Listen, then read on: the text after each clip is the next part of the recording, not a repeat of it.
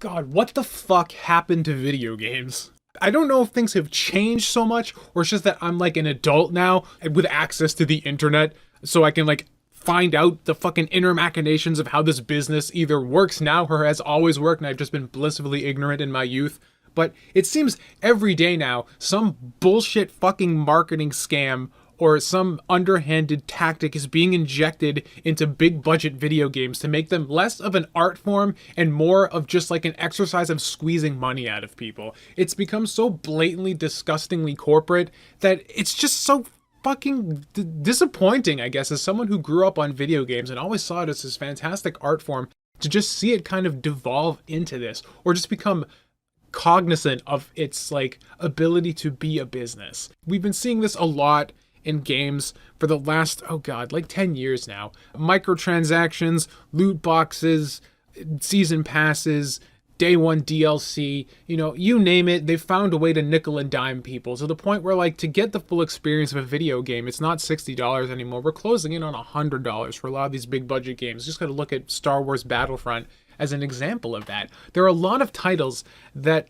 especially from big companies like EA, Activision, Ubisoft, the normal players, if you follow the video game sphere in any sort of detail, are just finding ways to nickel and dime their consumers and make it just this really disgusting, like uncomfortable experience of having to navigate your way through these games and find, what do I want to pay for? What do I not want to pay for? Do I pre-order? Do I not pre-order? Holding content for ransom. There's just a lot of really bad stuff. And a couple days ago, Activision, it came out, is doing something even more scumbaggy. This is a new low for the gaming industry from Kotaku, and as much as I don't like to cite a site like Kotaku, it originally came from the Rolling Stone, I believe. Activision patents matchmaking that encourages players to buy microtransactions. As if microtransactions weren't bad enough already in a $60 game. There's a lot of people who have been spouting that like you shouldn't have to have microtransactions in full priced games, and I agree with that. But here we go.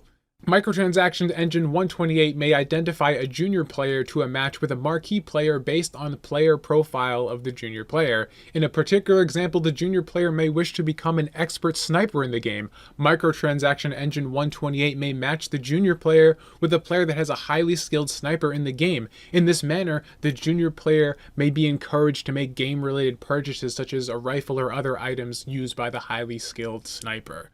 So we have a matchmaking system that is going to try and find what new players to the game want to do, match them with people who have paid to get better in that same thing in order to encourage them to also make a similar purchase via the matchmaking system. Holy shit.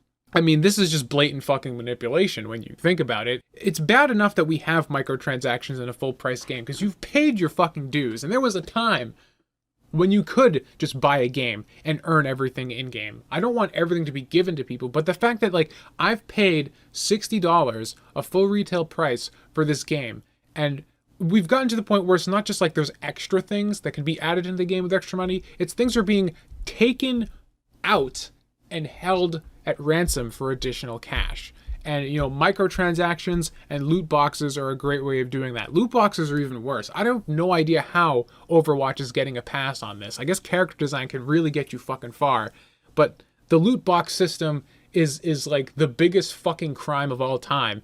I was playing Mass Effect 3 and I hated the fucking, it wasn't called loot boxes at the time, but they had the same sort of thing where everything in the game was done at random, and you had to earn credits in game by winning tons and tons of matches, or you could always speed up the process by paying real money to unlock different classes to use in the multiplayer, weapons to outfit your character. Like, everything that was necessary in order to increase the scope of the game was held at ransom for money. But this is taking it a step further by like saying, I'm playing a Asari Biotic in Mass Effect 3 and I really want to unlock, Drell something, because the Drell in the beginning weren't in the game from the beginning. You had to earn them. Like, it just starts fucking dropping me in matches with nothing but Drell. And then it's like, do you really want to spend the money on the loot boxes, get the Drell? You really want to play as the Drell? Or something like that. That's what this system is set up to do. It's set up to try, I guess, figure out what you want to do and then put you in situations where everyone else is doing what you want to do already in order to just kind of, it's the fear of missing out. It's preying on your instinctual, monkey brain and preying on those desires and the way your brain works by dangling what you want in front of you constantly, not just at random, but targeted. It's targeted manipulation.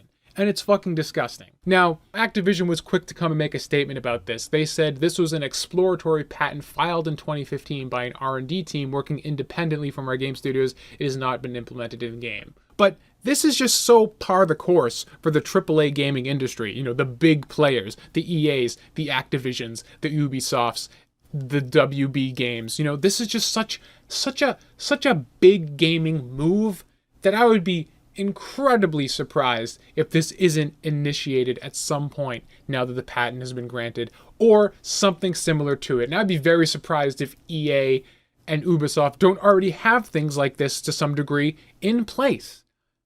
Because that's just what these companies seem to be jonesing on doing, is finding ways to milk more and more out of people. And the common defense of this is, games are getting more expensive, the graphics are getting so intensive, the visuals are so high, there's so much more to making games now, they have to find ways to charge more. Well, I have two things to say to that. First of all, that's not my problem. It's not my problem. I'm not the one deciding to make games, these big blockbuster productions. It's not the consumer, the people playing the games, whoever decided that we need to make visuals more and more intensive, more and more crazy.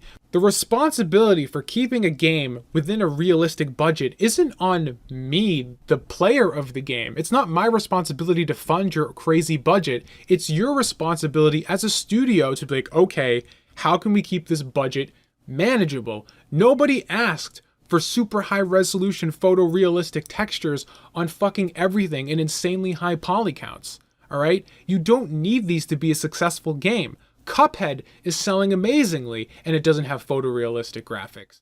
Undertale sold amazingly and it doesn't have photorealistic graphics. What are all the big meme games? Undertale and Cuphead and Five Nights at Freddy's and Inky and the whatever the fuck, Benny the Ink Machine. I don't fucking even know what that game's called. I just know that it exists. Thanks, Tumblr. None of these games are these show-stopping examples of technological prowess, and they're all doing well. They're making money because they have smaller budgets, and they're more constrained in their desire to whip their technical dick out in public and shove it in your face.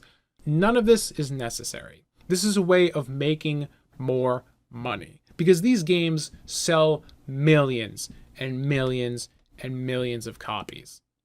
It's the studio's responsibility to make a game within a budget that's respectable. But you know what? It is also the gamer's responsibility in a different way. It's our responsibility, now that this practice is being done, it's on us to say fuck you to this shit. Because as long as the public is okay with letting this happen, as long as we continue to pre-order to get our extra 1 or 2 guns or the extra level and buy all these loot boxes and stuff because we need that new skin for Mercy or whatever, as long as we're complicit, it's gonna keep happening. So the responsibility initially was on the publishers. It was on them to make a product that had a realistic budget and could make its money back efficiently in the market conditions it was being released under. That was on them. They failed. They clearly don't want to do that. They want to make these big AAA blockbusters that are indistinguishable from film because for whatever reason, they're all chasing the next Call of Duty or whatever it is, these big over-the-top games that cost $1 bajillion to make. And they've set up the precedent of we have to keep pushing bigger and better visuals, even though the games are getting simpler and more stripped down as a result. So what are we really paying for other than eye candy? But this is the path they decided. We had nothing to do with that. But now that they're down that path, we have to be the ones that say, we don't care. Because right now we're not doing that. They're dangling the keys in front of us and we're just nodding like a fucking retard and clawing at it.